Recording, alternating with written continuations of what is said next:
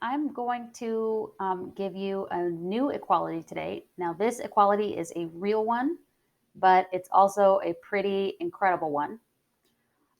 So, I want to share with you a way of writing numbers that will really, really save us a lot of time and a whole lot of paper and also a lot of annoyance when we are doing chemistry. So, here is your equality. There is a unit in chemistry called moles. No, I'm actually not kidding, even though I know I've been doing a whole lot of things with like circles and squares and triangles. And so you might think I am joking, but this is real.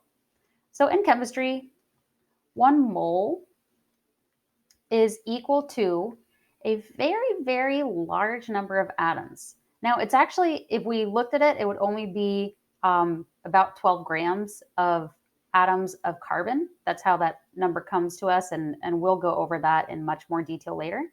So it's actually not a whole lot in our macroscopic reality. When I say macroscopic, I just mean like we can see it with our eyeballs, we can hold it with our hands.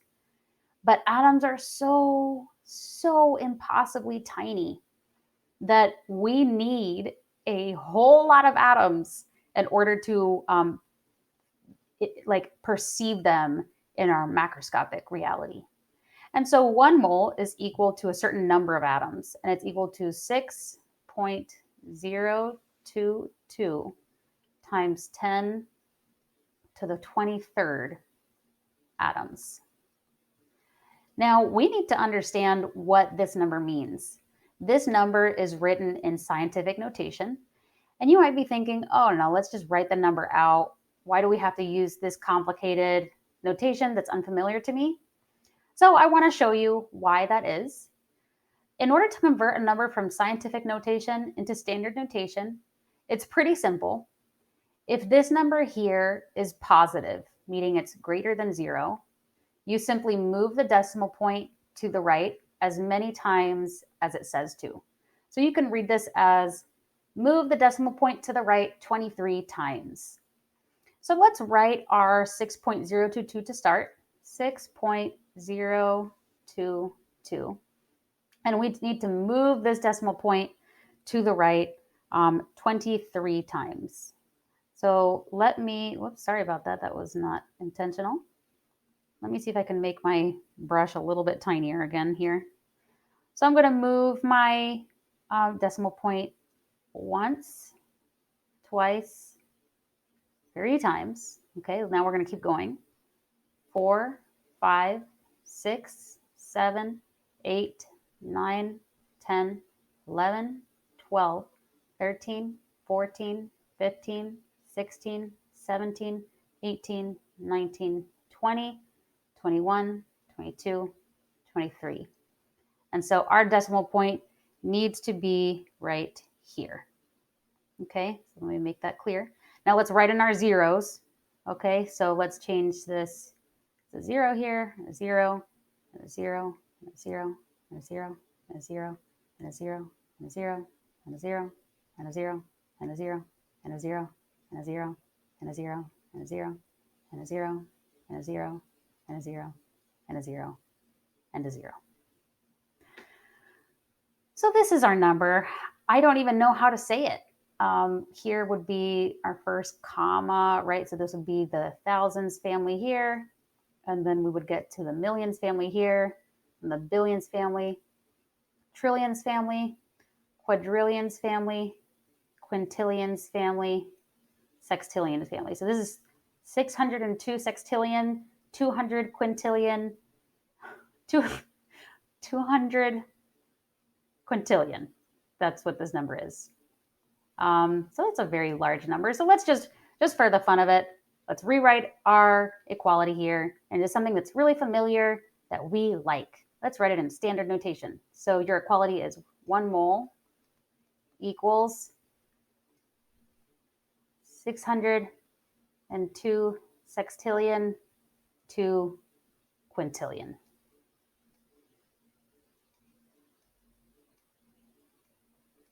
These are my trillions. These are my billions. These are my millions. These are my thousands. This is my simple family.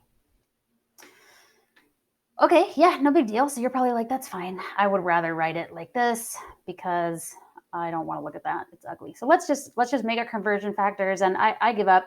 I give in. You guys are right. Let's just use our standard notation. It's more fun that way. So let's write our conversion factors. So we need to make a conversion factor that is equal to 1, which means that we're going to divide 1 mole by 602 sextillion 200 quintillion. And hopefully I've been saying that number right. Who knows? Maybe I'm going to get somebody telling me later, like, hey, you said that number incorrectly the entire time. So that could definitely be the case. I could have even said it differently last time I said it. I don't remember what I said before. So let's make our conversion factor. So we're going to need a little bit of space. So let me just say 1 mole divided by 602 sextillion 200 quintillion. So here are my quadrillions, trillions, billions, millions, thousands, simple family. And that is equal to 1. Oh, maybe I exaggerated. We didn't need so much room. But wait, we got to write our other one here. Hopefully we'll have enough space. And so now let's switch it. And so at the top, we'll have our 602 sextillion, 200 quintillion. Here's my quadrillions. Here's my trillions. Here's my billions. Here's my millions. Here's my thousands. Here's my simple family. And that is equal to, what was I doing here? I need to write my units. Oh my gosh, I'm ashamed. I hope my chemistry teachers don't see what just happened here. How embarrassing. Atoms, equal to atoms. Let's write our units here, atoms, and this is 1 mole. Whew. Okay, so let's say I had a problem that I wanted to solve, and let's say my question is, how many atoms are in 0.2 moles? Well, 0.2 moles is less than 1 mole, so it won't be such a huge number. Let's just see what that looks like. So this is our question. The first thing that we need to do, as usual, is we need to make our sort of list our tools and list our givens and what we are looking for. I don't feel like writing these tools out again. We already did it. So these are our conversion factors. So I'm just going to draw a box around that. Whoop. Come back. All right. So I drew a box around our conversion factors. So those are our tools, right? And now we need to write our, what we're looking for and our givens. And so what we are given is given. Let's just do another little box here so we can keep ourselves organized. And you won't always have to do it quite so clear cut, but it's a really good habit to get into this habit of drawing out your givens and everything. So let's go ahead and do it now. So we are given that we have 0.2 moles.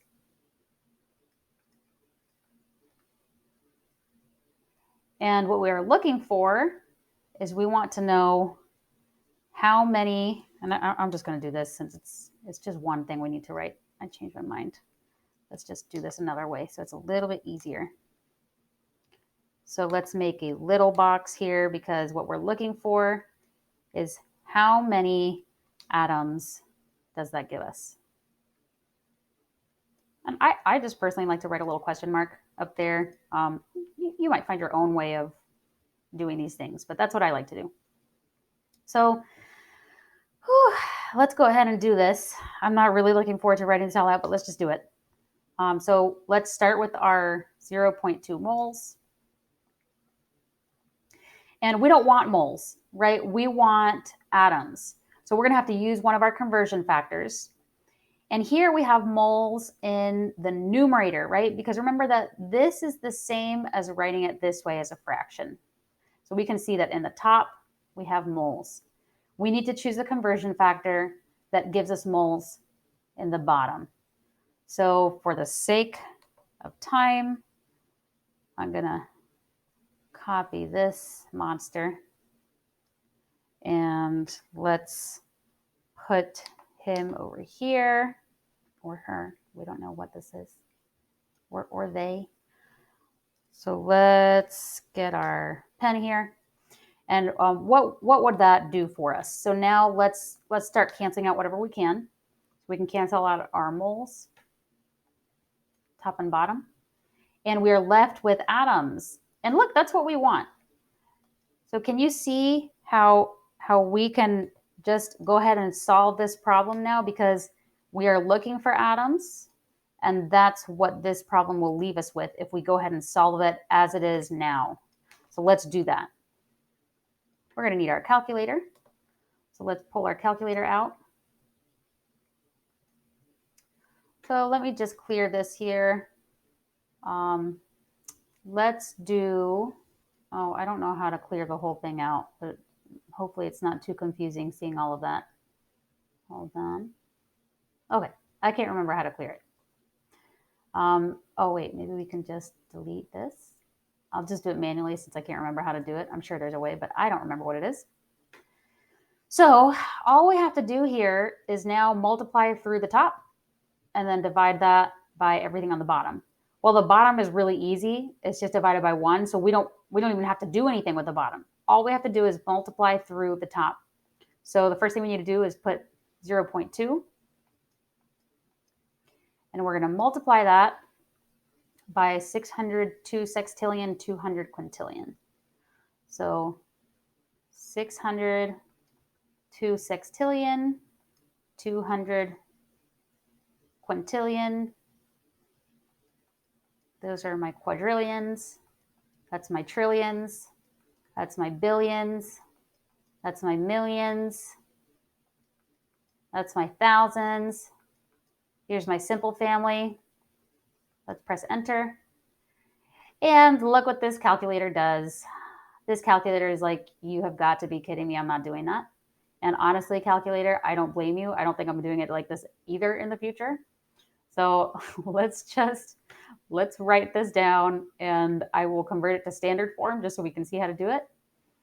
And then let's see what it gives us. So this is 1.2044 times 10 to the 23rd power. 1.2044 times 10 to the 23rd. 1.2044 times 10 to the 23rd power. Atoms, right? We can't forget our atoms.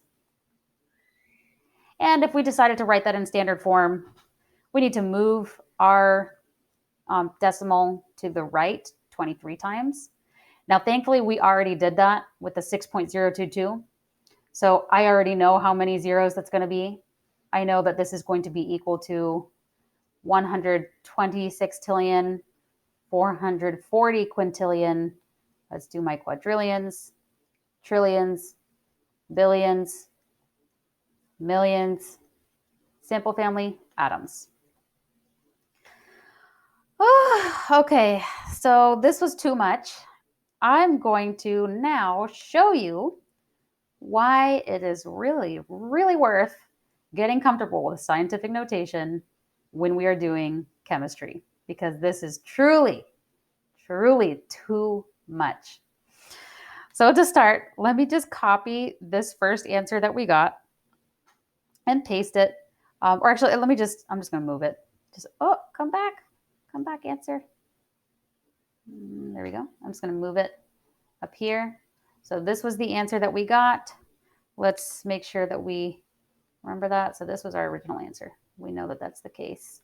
We're going to see if it matches up with what we're going to do now using scientific notation.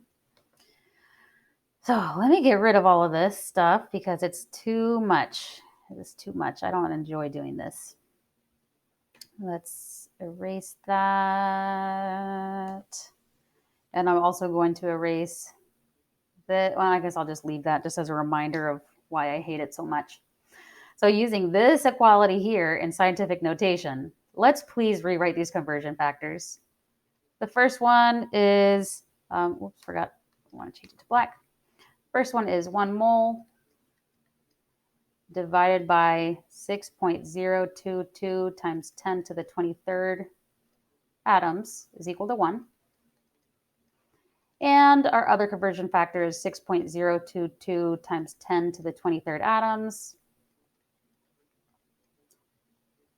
divided by 1 mole is also equal to 1. So now let's look at our problem again. Our question was, oh geez, what was our question? Was it 0. Was it 0.2? Was it 0.3? Oh my gosh, let me just undo really quick. Bear with me. I already forgot what our question was. I shouldn't have deleted that.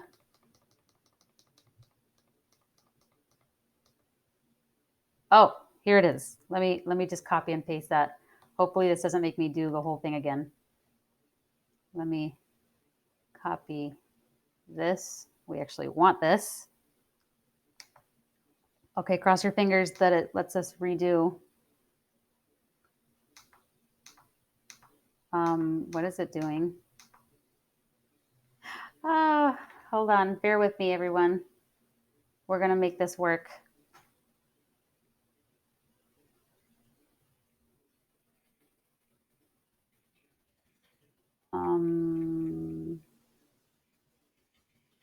I think it's going to work. Hold on. We're going to redo. We have it copied. Here's our conversion factors that we wrote. Oh, thank goodness for technology. Whew. Okay, that was a close one.